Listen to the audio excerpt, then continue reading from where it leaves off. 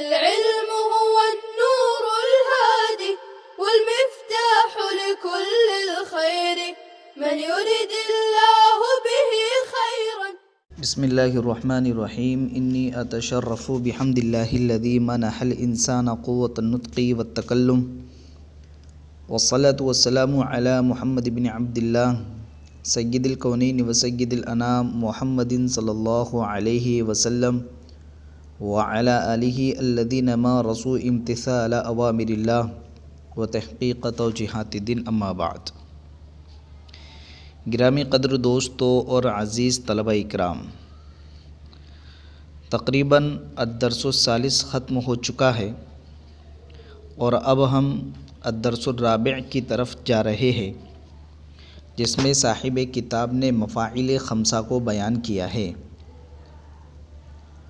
الدرس الرابع میں ہم مفاعل کا بیان پڑھیں گے اور صاحب کتاب کے اپنے ممتاز طرز کے مطابق انہی قواعد کے تحت تمارین کو حل کریں گے.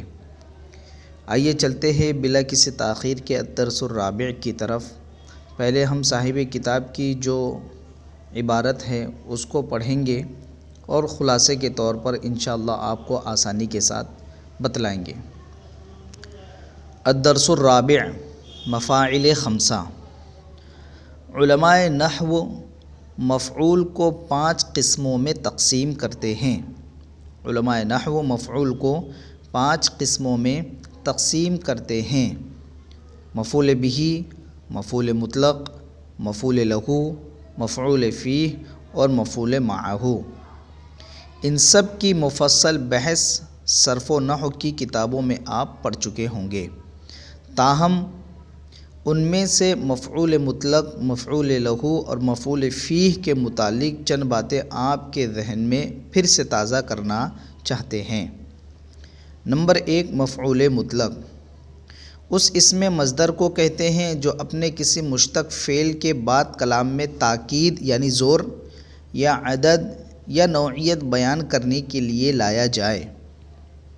دوسرے لفظوں میں مفعول مطلق اپنے ہی فعل کا مصدر ہوتا ہے جو بعد میں مذکورہ بالا اغراض میں سے کسی ایک غرض کے لیے لایا جاتا ہے، جیسے جرى محمود جريا.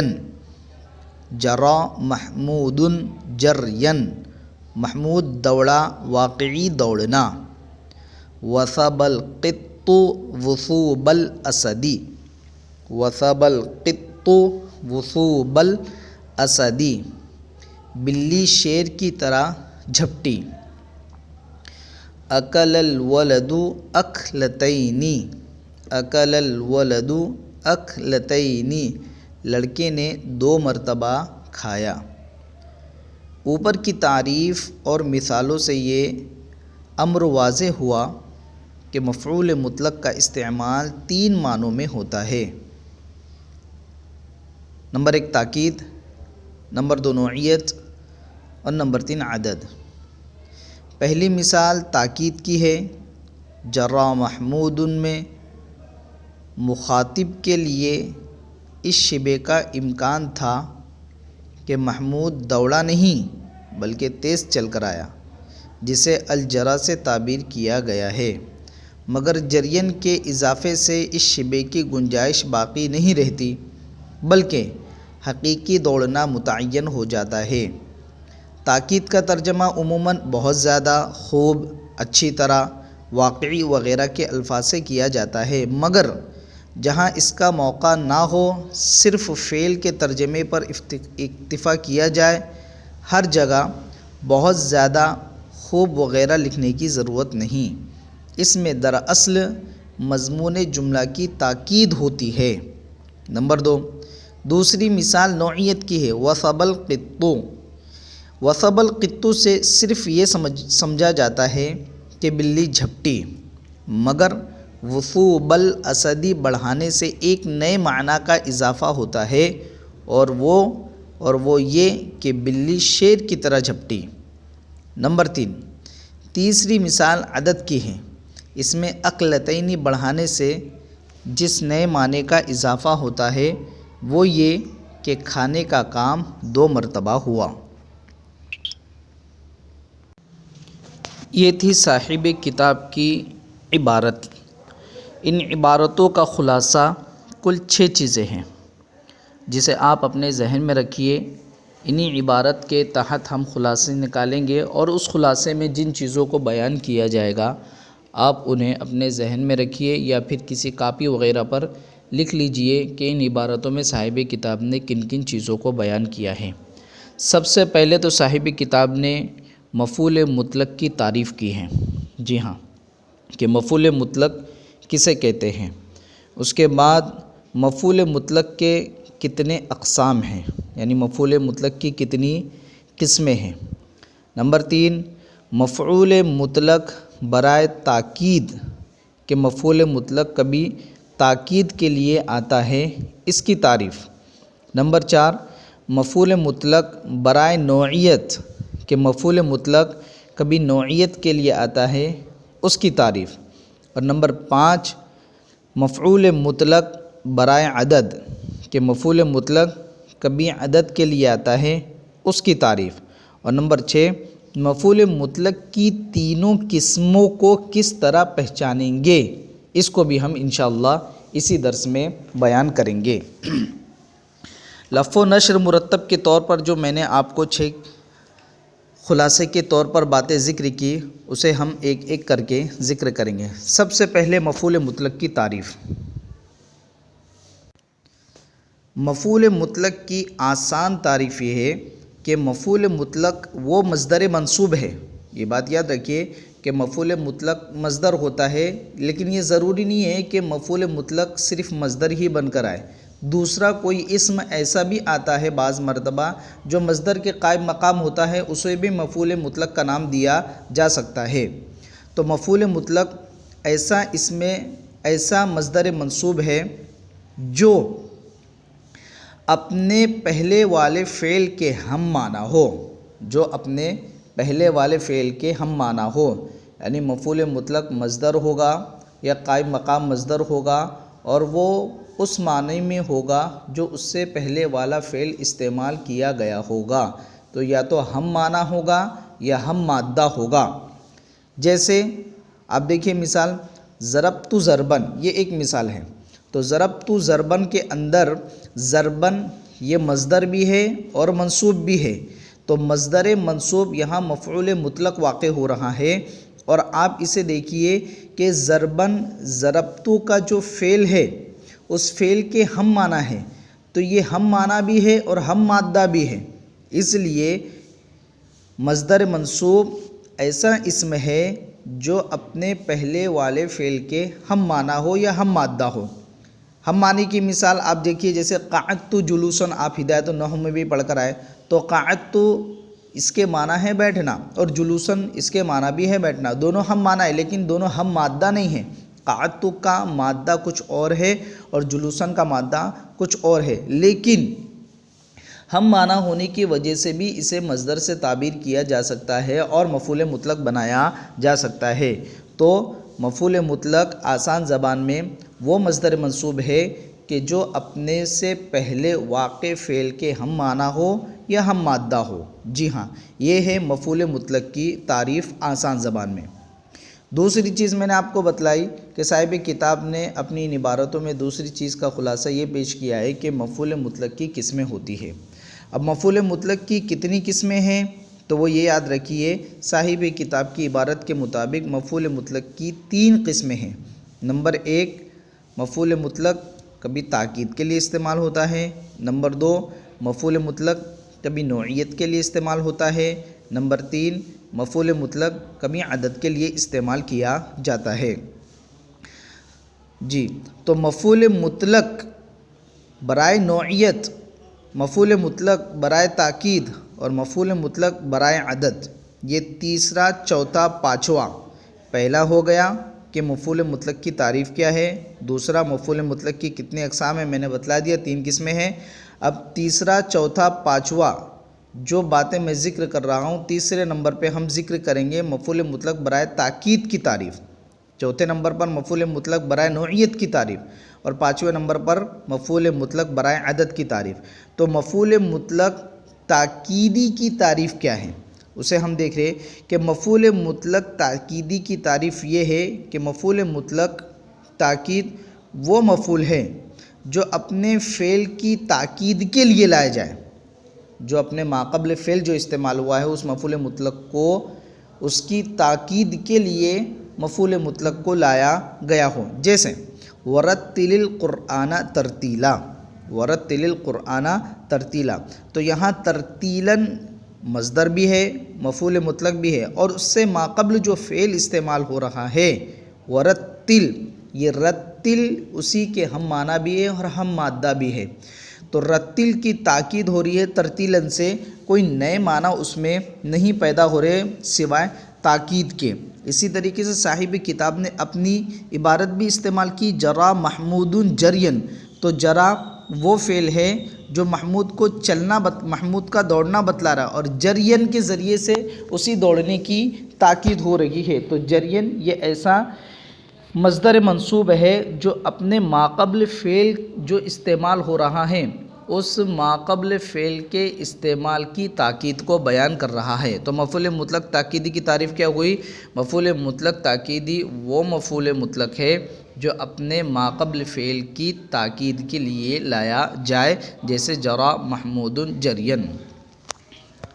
نمبر 2، مفعول مطلق نوعی کی تعریف کہ مفعول مطلق برائے نوعیت کسے کہتے ہیں؟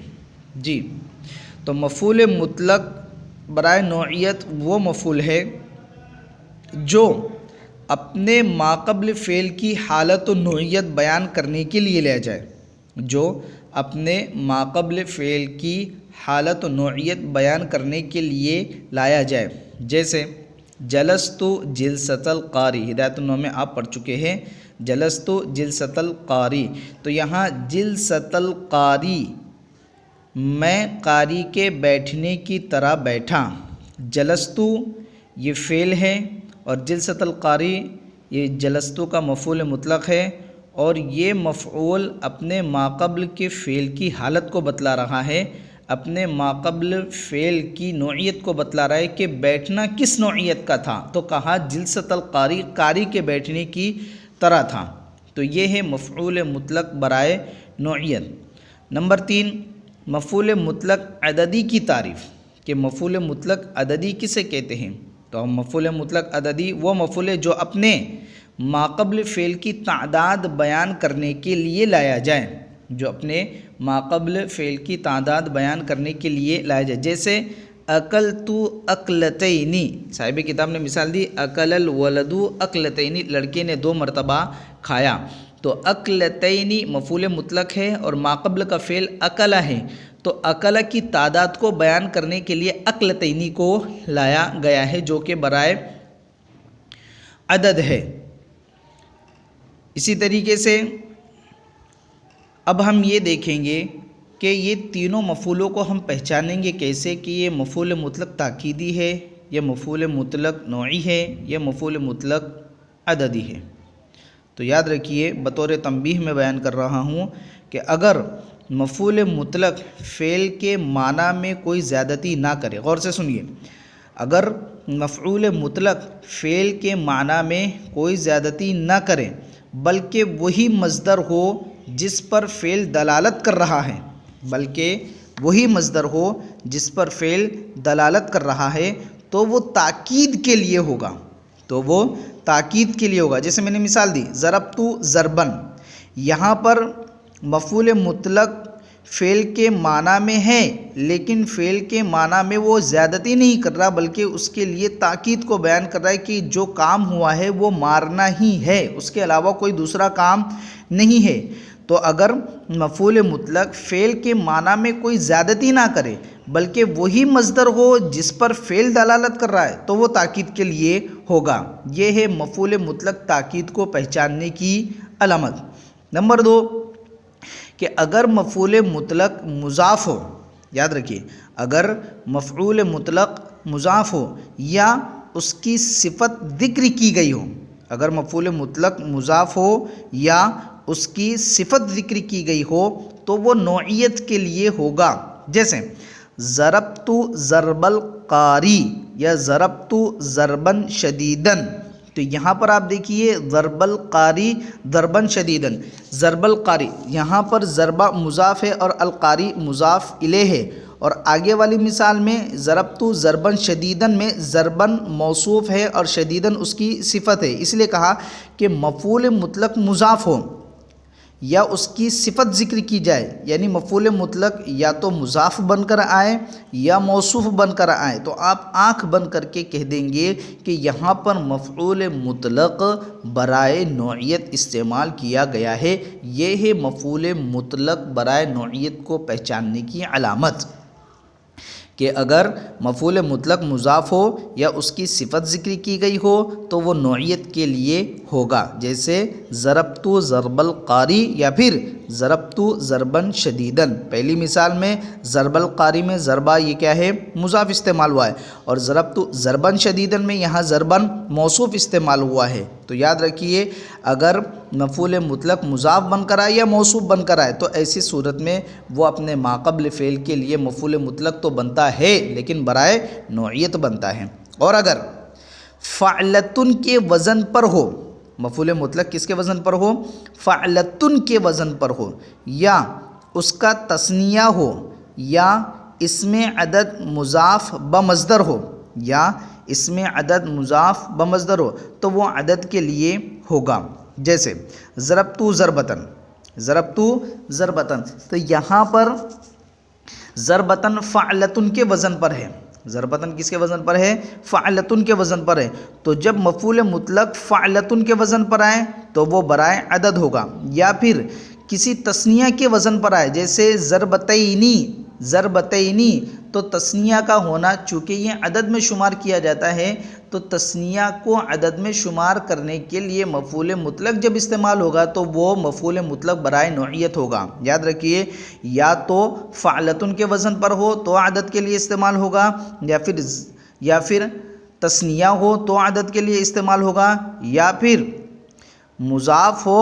بمصدر ہو، مضاف ہو کس کے ساتھ ہو؟ مصدر کے ساتھ ہو، جیسے ضربت ثلاث ضربات، ضربت ثلاث ضربات، یہاں ثلاثہ عدد ہے، یہاں ثلاثہ کیا ہے؟ عدد ہے، اور ضرباتن یہاں پر مصدر کی جمع لایا گیا ہے، حالانکہ مصدر کی جمع نہیں لائی جاتی ہے، پھر بھی ثلاث ضرباتن میں عدد کو بیان کرنے کے لیے مثال دی گئی ہے، جیسے ضربت ثلاث ضرباتن، تو مفعول مطلق برائے عدد اس وقت پہچانا جائے گا جبکہ وہ فعلتن کے وزن پر ہو، یا تثنیہ ہو، یا اسم عدد مضاف ہو، اسم عدد کیا ہو؟ مضاف ہو، اور وہ اسم عدد ثلاثہ ہے، جیسے ضربت ثلاث ضرباتن میں ثلاثہ یہ اسم عدد ہے اور مضاف ہو، تو اگر کوئی اسم عدد مضاف بن کر آئے، اگر کوئی اسم عدد مضاف بن کر آئے اور اس کے بعد اس معنی کا مصدر آئے جو معنی ماقبل میں فعل کے لیے ذکر کیا جا چکا تو بھی وہ مفعول مطلق برائے عدد ہوگا۔ ایک مرتبہ پھر میں اوپر سے دہرا دیتا ہوں آپ کو خلاصے کے طور پر کہ مفعول مطلق وہ مفعول ہے جو اپنے ماقبل فعل کے ہم معنی ہو، یعنی ماقبل میں کوئی فعل استعمال ہوا ہو اور مفعول مطلق اس ماقبل فعل کے ہم معنی ہو یا ہم مادہ ہو۔ ہم معنی کی مثال ہم معنی کی مثال قعدت جلوساً اور ضربت ضربن دونوں ہی ہو سکتے، اور ہم مادہ کی مثال ضربت ضربن، جیسے صاحب کتاب کی مثال جرا محمود جرین، دونوں ہم معنی بھی ہیں اور ہم مادہ بھی ہیں۔ جی پھر اس کے بعد میں نے بیان کیا کہ مفعول مطلق کی 3 قسمیں آتی ہے، نمبر 1 مفعول مطلق تاکیدی، نمبر 2 مفعول مطلق نوعی، نمبر 3 مفعول مطلق عددی۔ مفعول مطلق تاکیدی کی تعریف میں نے کی کہ مفعول مطلق تاکیدی وہ مفعول ہے جو اپنے ماقبل فعل کی تاکید کے لیے لایا جائے، کوئی زیادتی اس میں نہ ہو، جیسے صاحب کتاب نے مثال دی ہے جرا محمود جرین۔ اور اسی طریقے سے مفعول مطلق نوعی کی تعریف کی کہ مفعول مطلق نوعی وہ مفعول ہے جو اپنے ماقبل فعل کی حالت و نوعیت کو بیان کرنے کے لیے لایا جائے، جیسے کہ صاحب کتاب نے مثال دی وثب القط وثوب الاسد۔ اسی طریقے سے مفعول مطلق عددی کی تعریف، مفعول مطلق عددی وہ مفعول ہے جو اپنے ماقبل فعل کی تعداد بیان کرنے کے لیے لایا جائے، جیسے صاحب کتاب نے مثال دی اکل الولد اکلتینی۔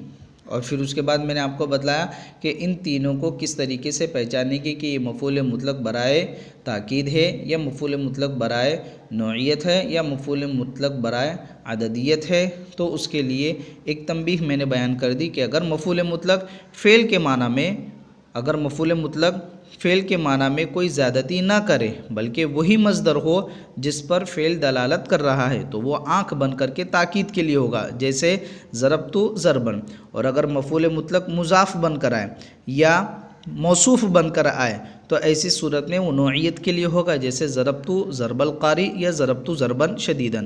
اور اگر مفعول مطلق فعلتن کے وزن پر ہو یا اس کا تثنیہ ہو یا اس میں عدد ہو، مضاف ہو، بمصدر ہو تو وہ عدد کے لیے ہوگا، جیسے ضربت ضربتن یا ضربت ضربتین یا ضربت ثلاثہ ضرباتن۔ آنے والی تمرینوں میں ہم اسی قاعدے کے تحت انشاءاللہ مفعول مطلق کی ساری تمارین کو حل کریں گے۔